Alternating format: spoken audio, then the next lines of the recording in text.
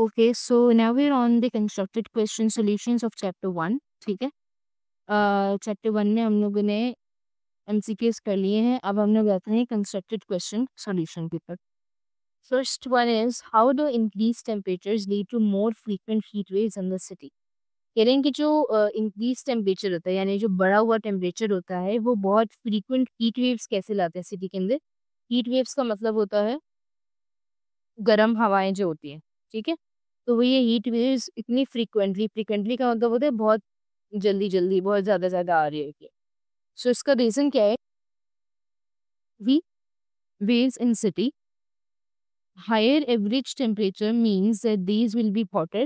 Urban materials store heat during the day and release it slowly at night, reducing cooling, over and cooling. अच्छा, अभी constructed कि हम लोगों को answer कैसे करना होता है, ये बहुत शॉर्ट आंसर होता है. ठीक है, लाइक सिर्फ आपकी बात उसमें मुकम्मल हो, दैट्स इट. बहुत इसको कोई डिटेल या बहुत इसको कोई स्ट्रक्चर देने की जरूरत नहीं. ये एक नॉर्मल एक तरह से लेकिन से कि वन वर्ड तो नहीं कहूँगी, बट वन लाइनर या टू लाइनर या वन पैराग्राफ आंसर्स होते हैं, इससे ज़्यादा इसको नहीं लिखा जाता. ठीक है, अब इन्होंने ये पूछा था कि इंक्रीज टेम्परेचर से ज़्यादा हीट वेव्स क्यों होती है. Because increase temperature cause more heat waves in the city. High average temperature means that days will be hotter. अच्छा, जो हायर एवरेज डेज होते हैं, यानी कि ज़्यादा से ज़्यादा जो आपका क्या कहते हैं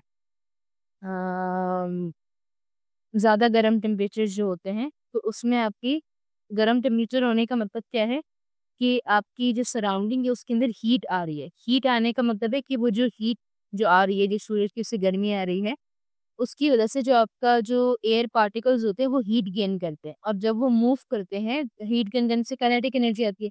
जब वो मूव करते हैं तो वो बहुत ज़्यादा हीट अप हो जाते हैं. ठीक है, उस तरीके से जो है ना आपका आ, आपका एनवायरनमेंट भी जो है वो गर्म होता है और ज़्यादा हीट वेव्स आती है, यानी बहुत गरम गरम जो हवाएं चल रही होती है वो उसकी वजह से आ रही है. ठीक है, urban material store heat during the day and release it slowly at night, reducing overnight cooling.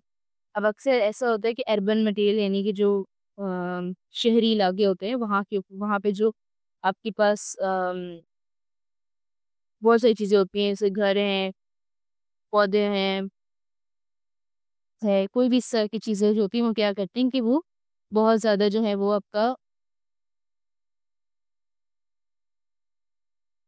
Heat wave जो प्रोड्यूस हो रही होती हैं उसको एब्जॉर्ब करते हैं. और फिर रात के वक्त जब बहुत ठंडा ठंडा रात को ठंड हो रही होती है, उस वक्त ग्रेडियंट की वजह से, यानी जो फर्क होता है बीच में कि हमेशा जो है वो high concentration to low concentration travel करती है, या high temperature to low temperature. तो वो जो हर जगह में जो गर्मी भरी होती है ना, दीवारों में, हर जगह पे, फिर क्या होता है कि वो रिलीज हो रही होती है, वो एटमॉस्फेयर में जाती रहती है. ठीक है, और सबसे इम्पोर्टेंट बात, हमने इस चैप्टर के ग्रेन टेस्ट का जो प्रैक्टिस टेस्ट है उसका लिंक हमने डिस्क्रिप्शन में डाल दिया है.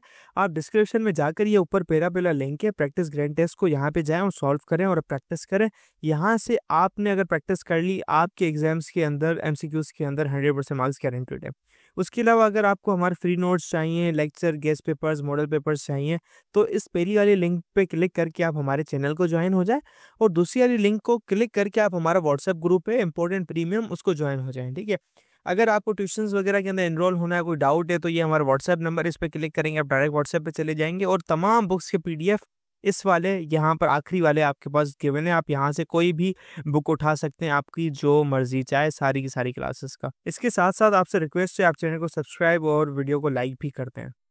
और बेटा, अगर आपको लगता है आपके 9th के पेपर अच्छे नहीं गए, अच्छे मार्क्स आने की इम्कान नहीं है, तो आप मैट्रिक में अच्छे मार्क्स कैसे ला सकते हो, उसके लिए हम लोगों ने आपके लिए एक पेज निकाल दी है हमारी, जिसके अंदर आपको फिजिक्स की पूरी तैयारी करवाई जाएगी और फिजिक्स की लाइव ऑनलाइन क्लासेस जूम पर दी जाएंगी. आपको पूरी बुक कवर करवाई जाएगी और आपको एग्जाम के हिसाब से भी प्रिपेयर किया जाएगा. चैप्टर टेस्ट होंगे, आपकी वीकली टेस्ट लिया जाएगा, और सबसे इंपॉर्टेंट चीज़ आपके एग्जाम राइटिंग मेथड सेशंस दिए जाएंगे कि भाई एग्जामिनर को क्या चीज़ चाहिए, एग्जाम के पेपर के अंदर लिखते कैसे हैं.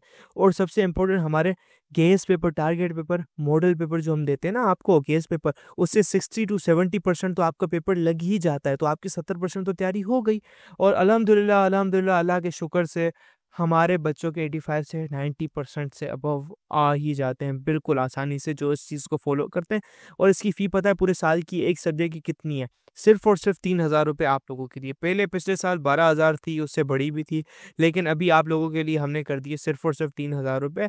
और जैसे आप लोग इजीली ले पाएँ पूरे साल 1 ईयर के लिए हर चीज़ दी जाएगी, और आपको जो लाइव क्लासेस ली जाएंगी आपको जूम पर दी जाएंगी, ठीक है, हमारे ट्यूशन में, और उसकी रिकॉर्डिंग्स भी आपको दी जाएंगी। अगर आपको रजिस्टर करना है इस व्हाट्सएप नंबर पे मैसेज करें, आपको यहाँ पे हम बता देंगे कैसे पेमेंट करनी है और कैसे फ़ी भेजनी है, और आपको हम हमारे ऐड कर लेंगे। लेकिन ये सबसे बड़ी डील, जितना जल्दी लेंगे उतना आपके लिए फ़ायदेमंद होगा। How might the intensity of future hurricanes change if global temperature continue to rise? अच्छा, कह रहे हैं कि अगर जो ग्लोबल टेम्परेचर है वो बढ़ता रहेगा तो फ्यूचर में हरिकेन की इंटेंसिटी क्या होगी, या हरिकेन्स या तूफान जिसको हम कहते हैं, तो वो कितनी ज़्यादा हमारे पास फिर होंगे, या कितने ज़्यादा हमारे पास तूफान आने लगेंगे, हमें किस कैसे पता चलेगी। कह रहे हैं कि if global temperature continues to rise, future hurricane will become more intense because warmer sea surface temperature increase evaporation, supply more latent heat to storms, causing higher wind speeds and heavier rainfall. अच्छा, अब ये क्या कह रहे हैं, ये कह रहे हैं कि जैसे जैसे आपका जो ग्लोबल टेम्परेचर है वो बढ़ता रहेगा, यानी गर्मी बढ़ती रहेगी, तो क्या होगा कि जो फ्यूचर ह्यूरिकेन्स है वो मोर इंटेंस, इंटेंस का मतलब होता है बहुत शिद्दत वाले हो जाएंगे, ठीक है। बिकॉज क्यों, क्योंकि जो वार्मर सी सरफेस होता है, जितना क्योंकि टेम्परेचर गर्म होने का मतलब है कि जो आपको जो सी समंदर की जो ऊपर वाला हिस्सा है वो गर्म होता रहेगा, उस पर ही डायरेक्ट हीट पड़ेगी तो वो ज़्यादा हीटअप होगा, और हीट होने से क्या होता है, इवेपोरेशन होती है, यानी इवेपोरेशन का मतलब भाप में उड़, जैसे कि आप पानी गर्म कर दे तो वो हवा में उड़ने लगता है ना भाप बन के, तो इसी तरह समंदर पे जब गर्म टेम्परेचर आएगा तो वो भी भाप बन के उड़ता रहेगा। उससे होगा क्या, उससे ये होगा कि बहुत ज़्यादा पानी जो है वो इवेपोरेट होता रहेगा, और जिसकी वजह से बहुत तेज़ तेज़ हम बहुत ज़्यादा जो है वो बारिशें होने लगेंगी, और बहुत तूफानी बारिशें और हायर विंड स्पीड्स और बहुत तूफानी हवाएं जो है वो चलेंगी, ठीक है। अच्छा, explain what the glass roof of a greenhouse and carbon dioxide in Earth's atmosphere have common in terms of heat and temperature. अच्छा, क्या कह रहे हैं, वो ये कह रहे हैं explain what the glass roof in greenhouse and carbon dioxide in Earth's atmosphere. Green house effect हमने पढ़ा था, ग्रीन हाउस इफेक्ट के अंदर हमारे पास एक ग्लास रूफ है, ठीक है, ग्लास रूफ यानी कि एक छत है, छत की वजह से प्रोटेक्ट हुआ हुआ है, तो वो एक तरह से एक बैरियर या यू कैन से एक सपोर्टिंग मटेरियल है, सही। इसी तरीके से कार्बन डाइऑक्साइड जो है वो भी हमारे अर्थ से एटमॉस्फेयर के एक तरह से एक सपोर्टिंग मटेरियल है। अब वो कह रहे हैं कि दोनों में क्या सिमिलैरिटीज है, दोनों कैसे हीट और टेम्परेचर की टर्म्स में सिमिलर है। Both have green house glass roof, both the greenhouse glass roof and carbon dioxide in Earth's atmosphere allow incoming short-wave radiation to pass through while trapping outgoing infrared radiation. अच्छा, अब वो करती क्या है, glass roof और carbon dioxide दोनों ये काम करती हैं कि वो, अगर आप लोगों को ग्रीन हाउस पढ़ा होगा ना तभी ये बात समझ आएंगी कि वो जो इनकमिंग रेडिएशंस होती हैं उनको एब्जॉर्ब करते हैं, और जो जाने वाली रेडिएशंस होती हैं उनको रोक लेते हैं, उनको वापस निकलने नहीं देते, यानी वो अपने अंदर एब्जॉर्ब कर लेते हैं। आधे हमने पढ़ा था कि गैसेस जो है वो अपने अंदर हीट एब्जॉर्ब कर लेती हैं, उसके बाद फिर वो एटमॉस्फेयर में रहती है, इसलिए गरम गरम हवाएं चलने लगती, तो ये वही बात कह रहे हैं। Trapping the outgoing infrared radiation, reducing heat loss, उससे heat loss and raising internal temperature. Heat loss here यानी हवा हीट जो है वो जा नहीं रही, हीट आपने अंदर अपने पकड़ ली, जिसकी वजह से आप, अगर आप सही से बात है, अगर कोई बॉडी हीट को स्टे कराएगा अपने अंदर या हीट को पकड़े रखेगा तो वो बॉडी खुद गर्म हो जाएगी ना, तो this is what is it means कि इंटरनल टेम्परेचर इसका बढ़ेगा या इंक्रीज हो जाएगा, ठीक है। चलो, ड्रॉ लाइन ग्राफ, किसी का लाइन ग्राफ बनाया है,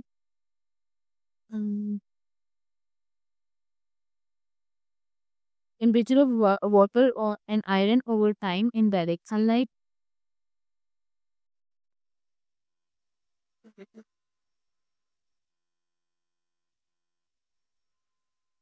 ये बात कि समय की कैपिटल तो आप उनके वैसे आते नहीं हैं, लेकिन इट्स नॉट दैट डिफिकल्ट, मैं आपको उसको समझा देती हूँ कि किस तरह से होता है। देखें, इसमें आपको ये चीज़ याद रखनी होती है कि जो ग्राफ होता है ना आपका,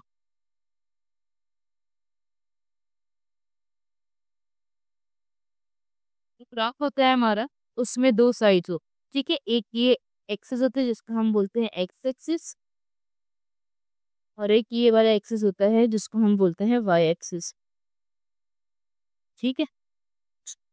एक चीज है वो डिपेंडेंट होती है, एक चीज इंडिपेंडेंट होती है, ठीक है। अक्सर जो है ना ये जो है वो डिपेंडेंट होता है, अ, ये जो है इंडिपेंडेंट होता है, और ये डिपेंडेंट होता है, ठीक है। अब ये क्या चीज़ है इतना ज़्यादा मैं आपको नहीं बता रही, इसमें आपको कुछ सोचने की ज़रूरत नहीं है। इसमें सिर्फ ये बता रहे हैं कि ये आपको टाइम दिया हुआ है, सही है, नीचे टाइम दिया हुआ है, 0 सेकेंड, 10 सेकेंड, 20 सेकेंड, 30 सेकेंड, 40। और जो आपकी ये वाली जो जगह है वहाँ पे आपको क्या दिया हुआ है, टेम्परेचर दिया है 548 सेक्टर। अब आपको ये कह रहे हैं कि आप जो है दो चीज़ें आपके पास, एक है वाटर और एक है आयरन। वाटर को इन्होंने येलो लाइन से शो किया, आयरन को इन्होंने रेड लाइन से शो किया, ठीक है। आपको ये कह रहे हैं कि जैसे जैसे टाइम बढ़ता जा रहा है किसका टेम्परेचर बढ़ता जाएगा, सही है, किसका टेम्परेचर इतनी जल्दी बढ़ता है। अब मुझे एक चीज़ पता है कि वाटर की जो स्पेसिफिक हीट कैपेसिटी है वो कितनी है, वो हाई है, ठीक है, ये हमने बात करी है। और आयरन की जो है वो क्या है, लो है। इसका मतलब पानी जो है वो ज़्यादा टाइम लगाएगा हीट अप होने के लिए, और आयरन बनिस्बत पानी के कम टाइम लगाएगा हीट होने में, ऐसे ही। अभी मैं येलो वाली लाइन को देखती हूँ, देखो, जब टाइम 0 सेकेंड था तब दोनों का टेम्परेचर सेम। अभी आप हीट नीचे से दे रहे हो, सही है। टाइम बढ़ते बढ़ते बढ़ते 10 सेकेंड्स का आया, 10 सेकेंड से 10 और 20 के बीच में 15 होता है ना, तो आया 15 सेकेंड्स के ऊपर। अब 15 मिनट्स के ऊपर, सॉरी मिनट्स का टाइम दिया हुआ, 15 मिनट्स के ऊपर, यहाँ 15 मिनट्स, सही। अब 15 मिनट्स में अगर मैं वाटर को देखती हूँ तो इसका टेम्परेचर कितना है, मुझे टेम्परेचर कैसे पता चलेगा, यही डॉट है, ये डॉट यहाँ करूंगी तो उसका मतलब ये 15 मिनट है। और इस डॉट को मैं जब वर्टिकल लाइन से जब ज्वाइन करूंगी तो मुझे पता चलेगा कि अच्छा ये अराउंड 26 टेम्परेचर है इसका, सही। और इसी पॉइंट पे अगर मैं आयरन वाला देखूं, आयरन भी इसी पॉइंट पे ना, 15 सेकेंड पे आयरन की बात हो रही है, आयरन को अगर मैं देखूं तो उसका टेम्परेचर कितना है, 35। यानी कि 15 मिनट के अंदर पानी ने सिर्फ और सिर्फ कितना परसेंटेज बढ़ाया, उससे सिर्फ 1% टेम्परेचर बढ़ाया है, जबकि आयरन ने जो है वो 25 से कितना परसेंट बढ़ा लिया, 35, यानी उससे 10% बढ़ा लिया। क्योंकि आयरन की स्पेसिफिक हीट लो थी, लो स्पेसिफिक हीट का मतलब होता है वो ज्यादा जल्दी एनर्जी ऑब्जॉर्व कर ले, ठीक है, ज्यादा जल्दी हीट एब्जॉर्ब करे।